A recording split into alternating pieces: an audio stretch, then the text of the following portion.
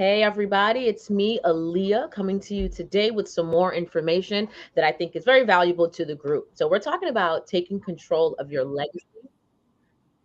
And am I double somewhere? Wait, guys. Okay, so we're gonna talk about. Am I echoed? Am I messing up? I think you sound great. Oh, I think Yeah. somewhere I'm I echoing. got I Okay. got no All right, echo, all right, no. all right. I'm back. We're talking about taking control of your legacy and what that means to plan ahead. We have three dynamic speakers for you today, and we're going to bring them on. And I'm going to bring up Alva Stuart for us to just introduce this segment because this was her idea to bring this to the group. So let her kind of talk about, from a funeral director's perspective, what it means to plan ahead. Thank you, Aaliyah. Thank you so much for this platform.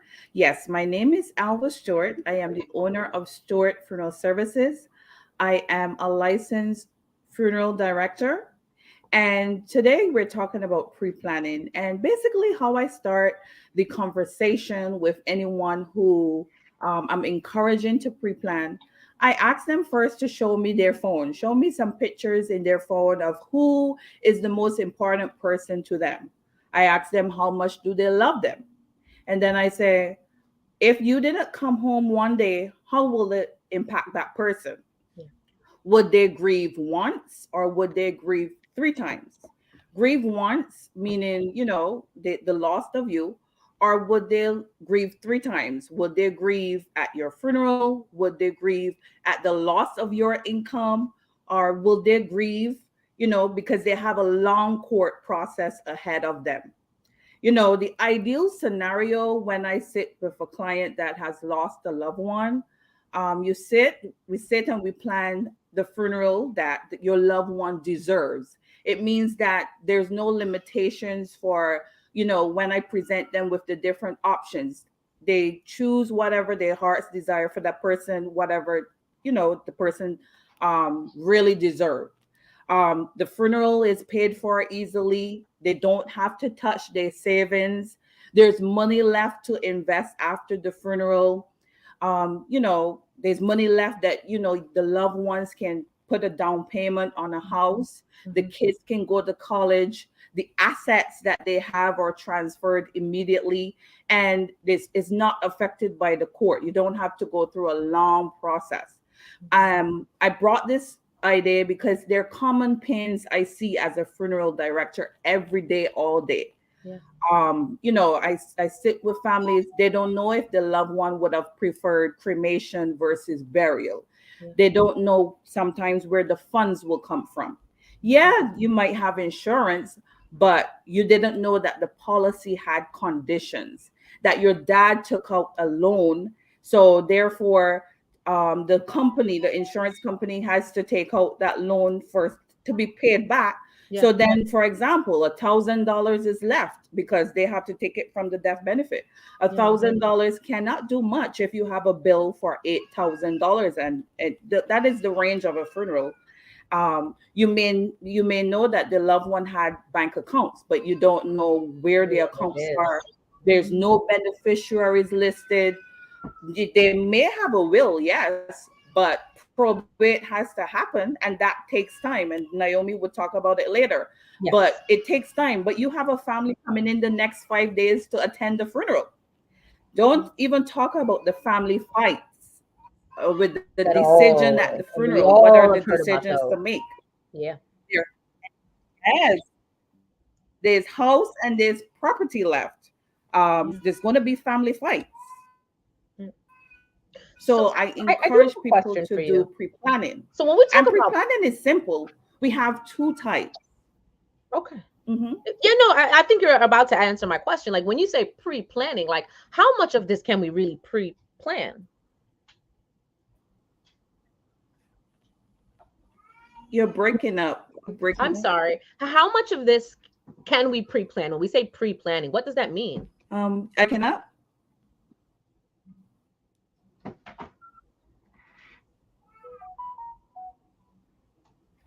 Hello? Right. So me, you sit is three parts to a pre-plan. You come and you sit with me. we can do a basic plan where I want you to know if you goals to Oh, I think technology is failing us. So we'll get her back on and just talk about what pre-planning looks like. But from the little that I did hear her say, it looks like you can pre-plan the whole thing, right? And I think you guys will agree just from knowing the industry that you can pre-plan the entire party, right? From you can get your casket, you can pick your colors, you can write your guest list. And when she comes back on, we can have her kind of talk about what that looks like. But I'm going to bring in Naomie and Rudy. Thank you for joining us today. I think this is, thank you for taking the time out to help us through this process. We know this is a little bit of a hard one, and we understand that a lot of families, but specifically today we're talking about Black families that are unprepared when this tragedy happens. So this is an important time.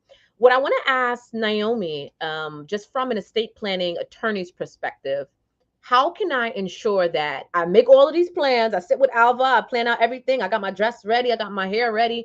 How do I know that like this is legally binding? Like, do I have to do any extra steps to make sure that my plan is legal or it can happen or anything like that? So there's a lot of things that you want to consider when you're doing pre-planning. And Okay. like you mentioned, most of the process can be pre-planned. There are a lot of situations, which I'm sure Alva can tell you about, where sometimes people don't have much family or they don't have any family at Anything. all. So it's really up to them to pre-plan everything or most things that they can in their own strength and power to plan. So some of the things that you want to consider, one is making sure that someone knows about your plan. I think that's the So don't biggest. write it and put it under your bed and Yeah, and I see this a lot in the Black community. Of course, this happens everywhere across the spectrum, but I see this a lot in the Black community where we're kind of scared to talk about death as if we're kind of afraid that we're like poking a bear, like we're gonna say something and you're not gonna like jinx yourself, right? right. So I think I see this a lot where people are kind of keeping it a secret. They're keeping it to themselves, even if they do have a really good will or trust or estate plan. Someone has to know about it. That's the biggest thing. If no one knows about your estate plan, then it's not going to do much when you need it. And along those lines, knowing where those assets are, like Alva mentioned, sometimes, there may be bank accounts. I have a lot of people who come to me and say, hey, so-and-so in my family passed away. Grandma, grandpa passed away. Mom, dad, brother passed away. And 3 years later, we're just finding out about this brokerage account or about these stocks that they had. And sometimes it's a lot of money. And they still don't let anyone. I had someone recently come to me and they found out about a brokerage account with over $2 million in it after 5 years of grandpa's death. That's 5 years that you could have been using that money to grow your assets, to invest, to make more money for you. Instead, it's sitting somewhere where no one knows about it, and therefore the people that you think are going to benefit from it Are not. There was a story the other day that I was reading online about a lady who the family died and they donated the couch to this other lady. And months after the lady got the couch, she realized something hard was in the cushion and she opened the cushion and it was $36,000 in the cushion that the family had no clue. The lady gave it back and she was just like, I don't want anybody's money or whatever this bad spirit is going to do to me, I'm going to give the money back. But the money was just in a random old couch cushion and nobody knew. The other family could have easily taken it and it would have never went to the heirs of the lady who saved up this money. So things like that, if you're gonna put money in a mattress, tell somebody. Absolutely. Yeah, great. We have Alva back. So Alva, what I was asking you before is you talked about unmute yourself. Come on back. Unmute. I got questions for you. All right. Well, you can listen to me until you unmute. What you talk about pre-planning? What does that mean? Like, how much of this can we really plan?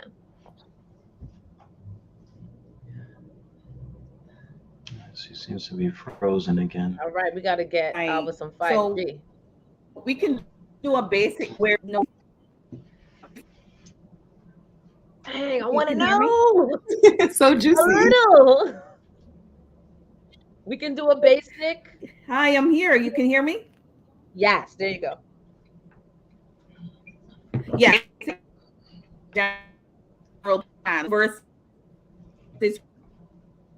Alva, we cremation, can't hear and you. where we can All right, we're gonna figure out, Alva, because I really do want to know how to plan this grand party. So hopefully we can get her back properly. But I want to bring in Rudy. I'm gonna take her out for a little bit. wonderful. And I'm gonna just bring in Rudy in the meantime while we get Alva set up. So, from a financial, tell me your role from a financial planner. What is your official title? Yeah. So I yes, you would actually call me a person who will give financial guidance Okay. or financial coaching. I don't necessarily like to use financial advisor Okay. because when you add the word advisor Mm-hmm. to behind financial, it means you have to pay that person, and Okay. the So we don't have education. to pay you, Rudy. No, the education and Oh. services that I provide, person does not have to pay me for that. Based on what they want, I would basically can construct a program for them. Okay. They don't have to pay me. So, thank you for this platform that you're providing, by the way, for many people. Sure. But if I could probably Add ask to. and Sure. add to the question that you was asking Albert, how I help people on the front end is help them understand the purpose of why using certain types of accounts to be able to prepare for their future. Okay. Clearly, after burial, there's still life, and that means there's still someone who has the expenses that a person may leave behind. So, proper preparation also allows a person to make sure that they have something like an insurance in place and understanding what the cost of living is going to be for those who they leave behind, depending on their age, right? What debts, what assets that they have. So most people, I would encourage that if they want to prepare in the event of something happening to them, God forbid, you may want to look at maybe leaving anywhere from 8 to 10 times your income. Again, a person's family does not have to suffer both emotionally and financially. We know we're going to suffer emotionally, but financially, your family doesn't have to do that if you properly prepare. Or you buy enough to take care of your liabilities. Okay. If you know you have a house, if you know you have car debts, if you know you have student loans, you have enough of that. I generally like to teach brown and black families on preparing for the next generation. That's how many families have become wealthy, is by using a form of income protection to make sure that it's generational wealth that is actually set up, where they have a trust in place, and then that trust continues to pay the family long after they're gone. Okay. So these are some of the pre-planning that you can add to what Ms. Stewart does in her services to make sure that in the event of a untimely passing, that a family is financially secure. So how can I integrate my funeral pre-planning into like my overall estate in financial goals? So that's where Ms. Stewart comes in All as well. right. So she's the one that handles that part of it. Okay. I'm the guy that writes the check. Okay. Right. So when it does happen, she'll call me up and tell me what they need in order to take care of the cost, and then I know what to do with the rest. So if she's there now, I still see there's a little bit of trouble. Maybe Alva, you probably have to move where you are, probably closer to your router, Right. so this way you can be able to pick up more of your bandwidth. Yeah, Let it me know looks when you're ready, Alva. We're here for you. you're a little blurry, so you We might know still be that. Can you hear confusing me? us. Yes. We can hear you, but you're still cutting in and out. So you You want to may try have to to. connect from your phone? Try to connect from your phone and see what happens.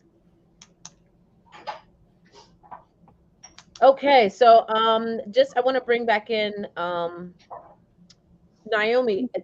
Does it matter like legally, like where you live and where you plan it versus if you want to move somewhere? Are the laws different in different states or different countries? Is that something to take into consideration when you're pre-planning? That's a great question. That's absolutely something that you want to take into consideration, especially if you own properties in different states. So the way that the probate courts typically work is that if you have a will or if you don't have a will, and your estate needs to be administered or go through that probate process, then it will go through the court of the county where you were a resident when you passed away.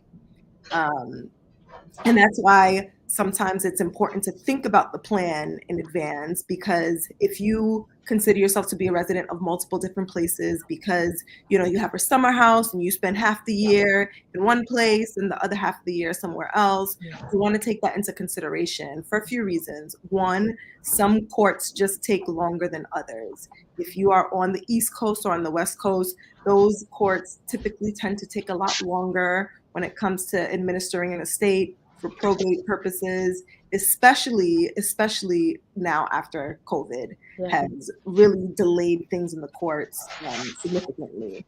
The other reason why pre-planning is important is because you can also avoid that entire process altogether, the entire court process, by having something that's more substantial that we know as a trust. And there are different types of trust, which I'm sure we'll get into. But yes, the place where you live is going to be very important. Now, let's say you own properties in different states or even in different countries. Right? That is something that you're going to want to take into account as well, because even though that estate needs to be administered in the county where you passed away, every place where you have properties, you're going to have to administer those estates in each state if you want to transfer them to another person after your death. Okay. So that is something that definitely does play a role when it comes to planning. Great, thank you. That was a big question here in the comments, and we do have a few. But Alva is back, and I think we can hear her this time. Alva, you ready? Come on. We're rooting for you, Alva. Come on. Oh man, I really want to bring Alva on to talk about her services. We have to figure out how to do this, but let's go to the audience questions a little bit. We have one here for Miss Naomie. How long does a trust last after you make your final payment, and how often can updates be made? That is a great question. So every trust is different, and the trusts are great because they're very flexible. Yeah. So you can have a trust that lasts for the duration of your life, and then it ends once you are no longer with us. You can have a trust that lasts for generation after generation after generation. It all depends on what you want your trust to do for you, what assets you're adding to your trust, and who you're leaving those assets to. So it can last forever if you want it to last. There are trusts that go on for hundreds of years. Really? If that's your intention for it to go on for that long. But it depends on what your goals are, because they're very, very flexible and there's a lot you can do with them. How often do updates have to be made? The general rule is anytime something significant happens in your life, it may affect your trust. So for example, if you move to another state, the laws of that state are going to be different.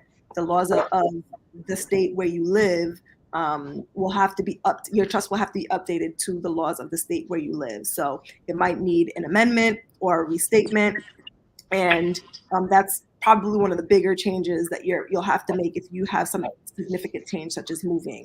If you name people in your trust or your will as beneficiaries, you also want to consider, did someone just have a baby? Because you may want to leave assets to that person as well. Did someone just get married? All of that affects your trust. Let's say you're naming a trustee and that person is now getting married. If that trustee is no longer able to act, do you want their spouse to be able to act in their stead and in their place? So all of these things come, if someone passes away that you named as a trustee or a beneficiary in your trust, you may want to refigure those assets. So any major assets that you're acquiring, if you have a new bank account that has significant funds in it, you're going to want to transfer those assets to your trust. If you are purchasing a new property, whether it's in the same state or a different state, you're going to want to make an update to your trust to reflect those new assets that you're transferring to your trust. So any significant change, generally what I do for my clients is we just meet every 3 years to see what has changed, to see if you need any changes. And that's included in the trust itself, because your trust is not going to do what you want it to do if you haven't updated it and transferred your assets into You it. might not want that at all anymore. 3 years is a long time. Makes sense.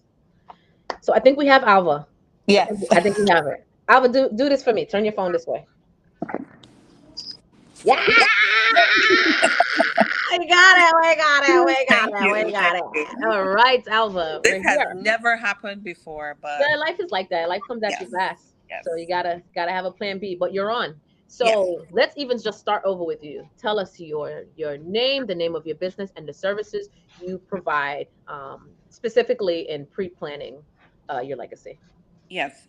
Yes. My name is Alva Stuart, owner of Stuart Funeral Services. Yeah. And I basically perform all services for disposition, burial, cremation, memorial services.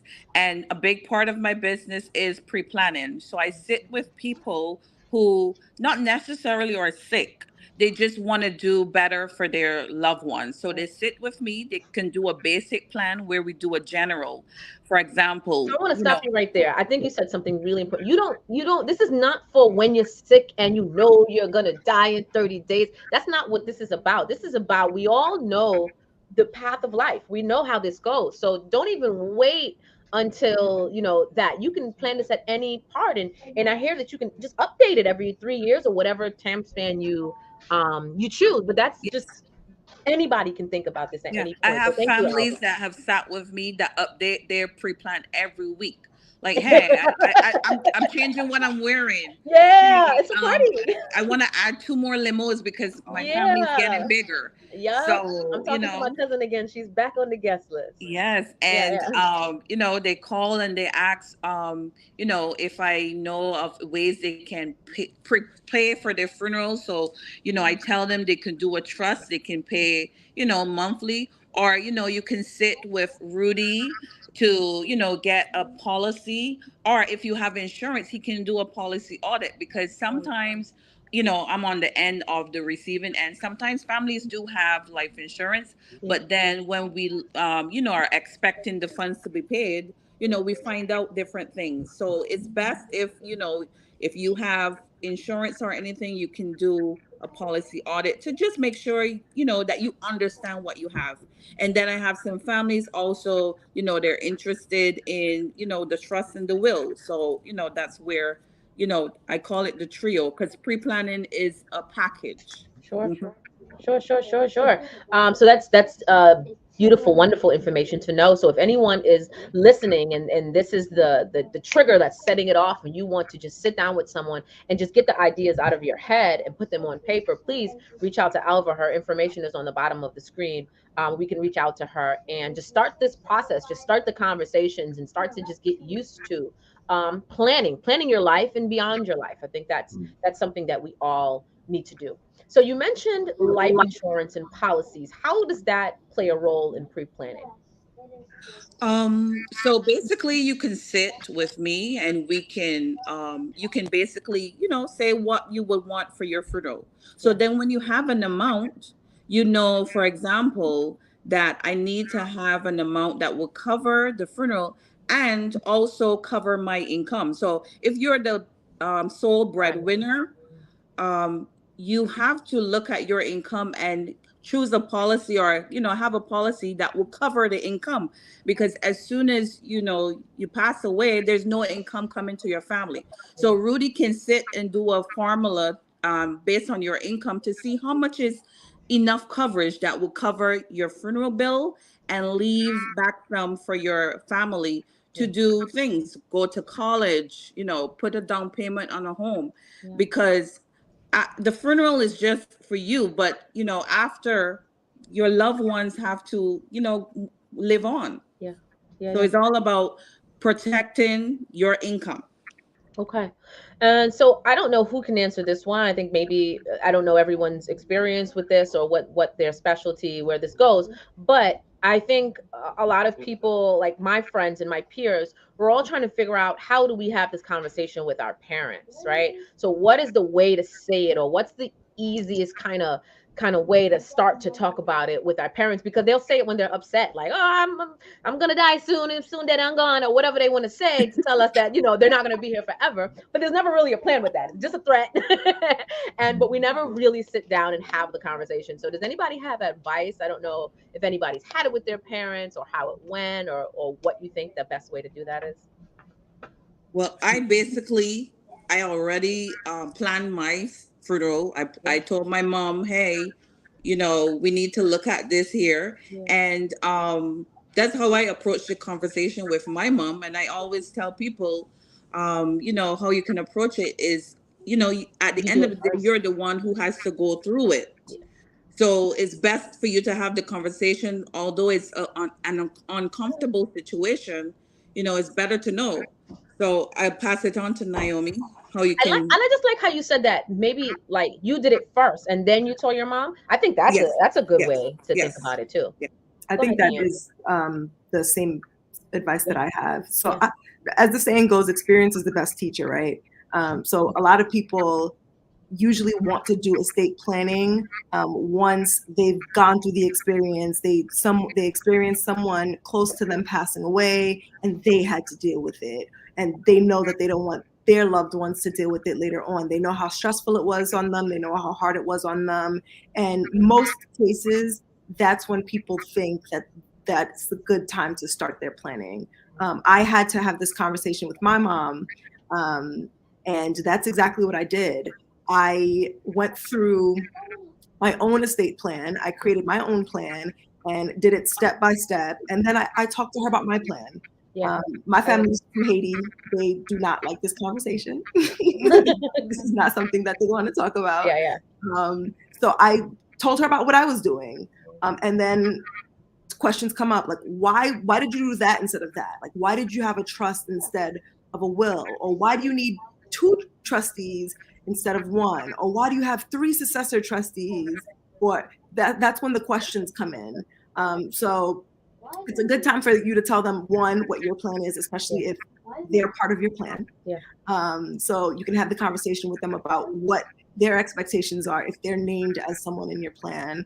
But it's also a good time to just open up the conversation, just be open. I say it's being congruent is the easiest way to have the conversation, because it gets them thinking, oh, what do I need to do? I see you're doing this. What do I need to do to take control of things? Sometimes it's the harder way of doing it, because you have to keep bringing the conversation up. Yep. Sometimes the first time is not enough. It is a situation where I'm usually very sensitive, very patient, because at the end of the day, it's not just about what you have, it's about who you have, right? And if you're talking to someone about the people that they're leaving behind, I think being sensitive and letting them know, hey, listen, I'm going to be one of the people that's going to be responsible for taking care of some of this stuff. And I want you to know that this is something that concerns me, and I do care about this, and I want the best solution, not just for me, but for everybody involved. So what can I do to help you? I think is the best way to approach it, letting them know that I want to serve you in the best way, but if I don't know what you want, it's going to be impossible for me to do that. Yeah. I don't know if Rudy, you have any words. Yeah. Naomi addressed the elephant in the room that, when it comes on to our families, especially West Indian families, they don't like to have these conversations. But Only yet, thing I know is my mother wants berry set. That's the only thing I know. I don't know anything else. I don't have no color scheme. I got nothing. That's all I know. so our parents come here to provide a better life for their children, and that's what they'll tell you. But unfortunately, they've never set up to transfer whatever wealth they've actually built here, because most of our parents, they have homes, they have bank accounts, they have investment accounts. And the challenge is that they have not set up a TOD, or they have not set up a trust to make sure that they leave their children in a better place and not have to involve the court system. Listen, at the end of the day, if your parents have not made their will and their last testament known, somebody in a black robe is going to make that decision. Yeah. And I think that the example that these two ladies just gave about starting with your own, it is an approach, or just having a, a real question and answer session with your parents. Tell me, Mom, if something was to happen to you today, how would your bank accounts be transferred? Do you know if you have a beneficiary? Do you know how to transfer your house over? Just asking questions like that. Yeah, it's going to be uncomfortable, but even if you walk away with no answers, I promise you, your parents are going to be giving that some thought, and they're going to come back and they're going to want to understand and explore ways that they can be able to set things up properly so that they can fulfill the dream that they came in this country for. And that was to leave their children at a better place and give them opportunities. And I just want to add on to what you said, Rudy, because that's a really good point. I think it's really good to come from a place of curiosity, especially if, let's say, for example, you haven't set up your own plan and you hear mom telling you that she's going to a different bank, but you didn't even know she had an account at this bank, or you didn't know she had a mortgage at this bank. Come from a place of curiosity. Like, hey, Mom, I didn't know you had a bank account there. Where else do you have bank accounts? Because if something were to happen, I would want to know where the assets are so that I can take care of everything appropriately. So coming from a place of curiosity is also a good place to be, especially if you know that your loved ones are investing and you don't know anything about those investments. You don't know anything about crypto or how it transfers. You don't know anything about stocks or how stocks transfer. Coming from a place of curiosity is a good place to be, because one, you're showing interest in wanting to know what it is that they care about, what it is that they're pouring blood, sweat, and tears into, that they're spending a lot of time and money and effort and energy into growing these assets. You want to know how you can maintain it, because if you know how much it matters to them, you're showing them that you can be a good steward of the things that they've worked hard to prepare for. And I think that's very important to them as well. So that's great advice.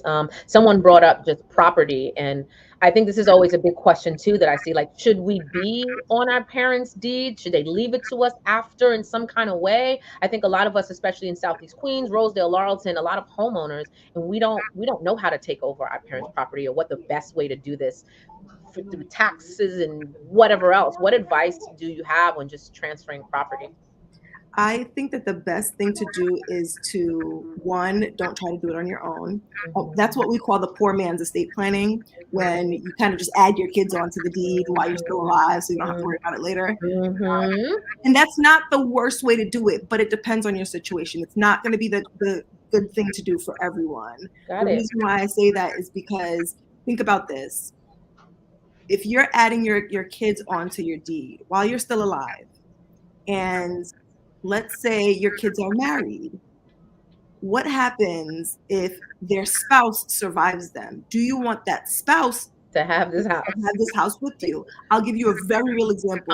That makes sense, because they will, if the child, God forbid, dies before the parent, now it's the spouse and the parent that owns this house, and that might not be what you want. And I'll give you a very real example. And this was a heartbreaking situation that, this person, she did not want to speak to someone. She didn't want to spend money. She's a foreigner, and she came to this country and she's like, listen, I don't want to speak to a lawyer and give a lawyer my money.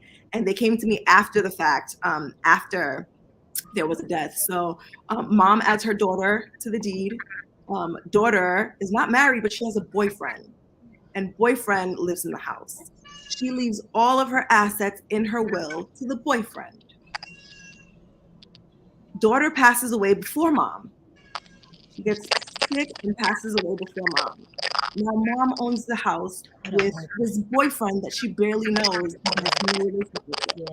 And now he gets all of her hard work. And she's stuck in a situation where she's in her late 80s and she's like, I don't know what to do. And she has other kids. Other kids are not on the deed. It should be to the boyfriend. It should be to the other kids. She passes away. Now this house is going to a boyfriend that's not even a blood relative. So these are all things that you want to consider when you're adding someone onto a deed. They have the right to transfer the property in the same way that you do.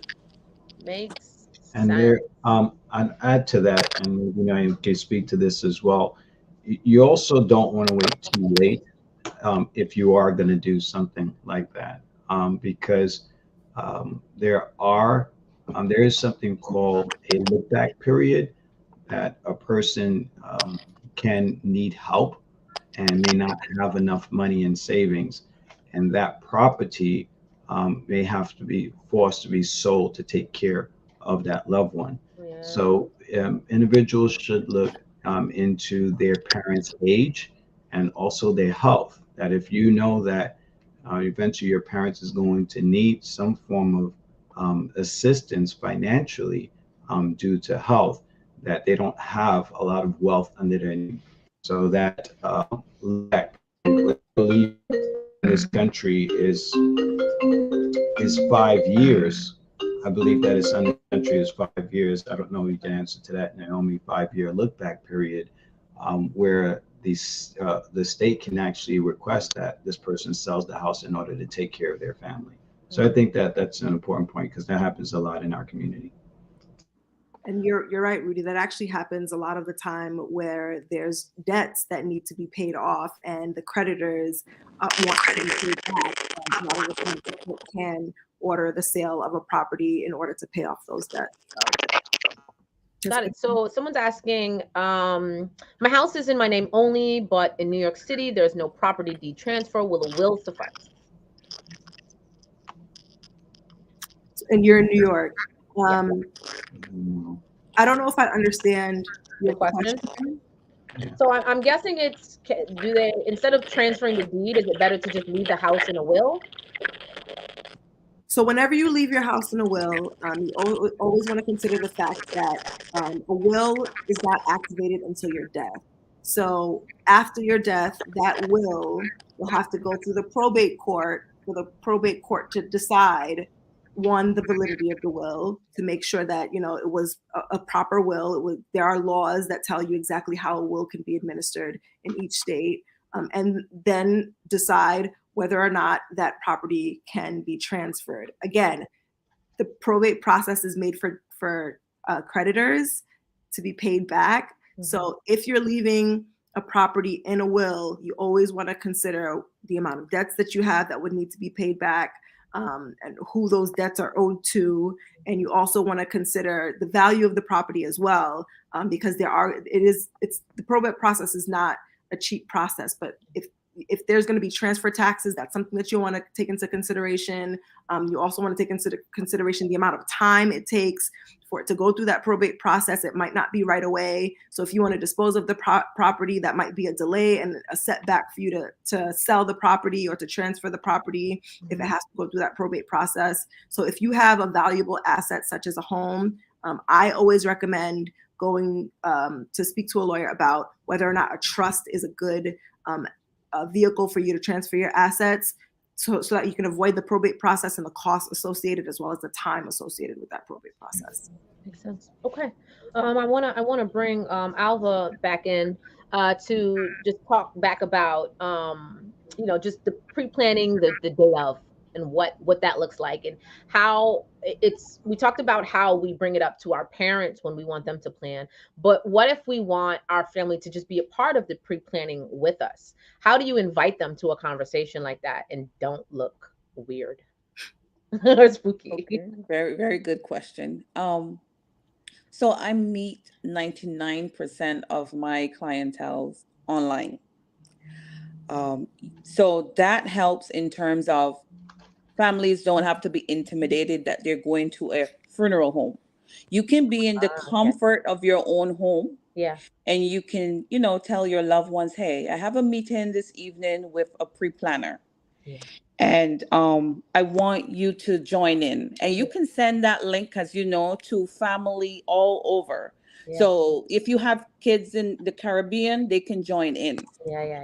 And we all sit and we go through step by step. Yeah. The process. Like, so simple. Would you want to be cremated versus buried? Do you have a cemetery in mind? Yeah. I know a lot of people, they love Long Island. Yes. Pine Lawn. Yes. Pine Lawn. Yes. So do you have a family grave there? Yeah. No? Yeah. Well, then you have to purchase one. Yeah. And then we go through a series of steps. For example, would you want, I have stuff from basic to luxurious. Would you want a horse and carriage? Yeah. Would you want dove releases? Yeah. So I have everything that you could think of funeral wise. So we go through it, and by the time it's finished, the family doesn't feel intimidated Mhm. because they know that when that meeting is finished, they know, for example, what their loved one would want. So Absolutely. then I always say it's just one meeting. It's a very uncomfortable meeting at first, Yeah. but as we go through it, by the end of that meeting, you can live life Yeah. knowing that everything is taken care of. And as I said, then I do the referrals so you And can set up I think paying once for one it. person starts to talk about it, it becomes easier for the next person in your family, and then brother and sister, and it becomes just a normal part of family conversations, which I think is very healthy. So It somebody has should to be. kind of It start. should be. Somebody has to start. So It should hopefully, be. people that are watching, you can go to your families today and We just we start. sit and we plan Yeah. baby showers, we plan Yeah. weddings, and this is the one thing that you need to plan, Yeah. You Yeah. need Yeah. to Yeah. plan. Agree. Agree. Okay. So let's see what we have happening out here. What's the difference between a living trust and an irrevocable trust? I see. If you have a retirement and a pension plan, should you still have a will? These are kind of questions that are happening in the comments, and anyone can jump in for any of those. So I'll jump in about the trusts. Yeah. A living trust can be revocable or irrevocable. Hmm. Depends on what you need your trust to do. Yeah. Um, an irrevocable trust means that you cannot make changes to it. And revocable means that you can make changes to it throughout your lifetime. Yeah. That's the more common version. Mhm. Now, there's usually different things that you want that irrevocable trust to do that the revocable trust isn't going to meet that need. Cool. And it's more usually used for more asset protection. Usually, people with greater assets will look at irrevocable trust, but there may be different reasons why you may consider um, a irrevocable trust versus a revocable trust. But the main difference is that a revocable trust, you can make changes to it throughout your lifetime. Got it. And then, Um, I could jump in with the sure. retirement and pension plan. So those are two different financial products. A pension plan, depending on the pension plan, if a person is not married, most times the pension plan is not paid out. Once the person passes away, the pension plan is done with majority of pension plans.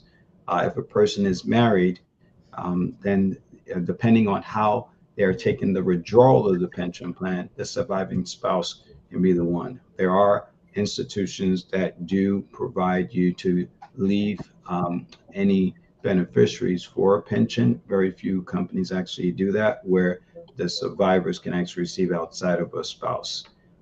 As far as a retirement, just putting a simple beneficiary on your retirement should suffice. Okay. If you do have a will or a trust, if it's the beneficiary that's on file that can actually speak to that retirement custodian about receiving the funds. If a person is concerned, if they put an estate on it, then that's where the will actually comes into play for that. But typically, if you put a beneficiary to your retirement plan, it should be fine. But it's not the same with the pension plan. You would have to speak to your pension provider and ask them question upon death, what would happen to the pension and how can I have it distributed to someone who's a survivor? Got it. Thank you so much, Rudy. Thank you so much to everyone. This was excellent. This was a great conversation, but it's only the beginning. This is only a little tiny piece of what you need to do to pre-plan your life. So thank you so much for Alva. I'm going to bring Alva in to take the stage. Thank you so much, Naomie and Rudy, for the information. If anybody would like to get in touch with anyone here, please reach out to Alva. She can connect you to who you need to be connected to, and I'm going to give her the floor to do a closeout. So thank you so much, everyone.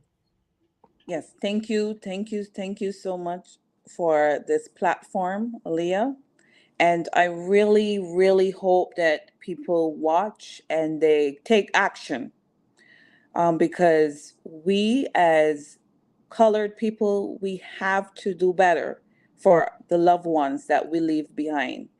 And pre planning is the way to do it, is the way to generational wealth.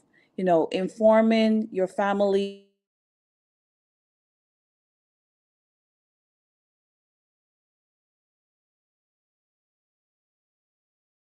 but at least do better for your loved ones. Do better for your loved ones. Thank you so much, everyone. Good night, everyone. Again, please see the contact information on the bottom of the screen to reach out to Alva so she can connect you to any one of the services she provides. Tell us that phone number one time. My phone number is 929-367-7928. Again, Yes. 929-367-7928. So hopefully we should get a lot of people that are reaching out to you for pre-planning.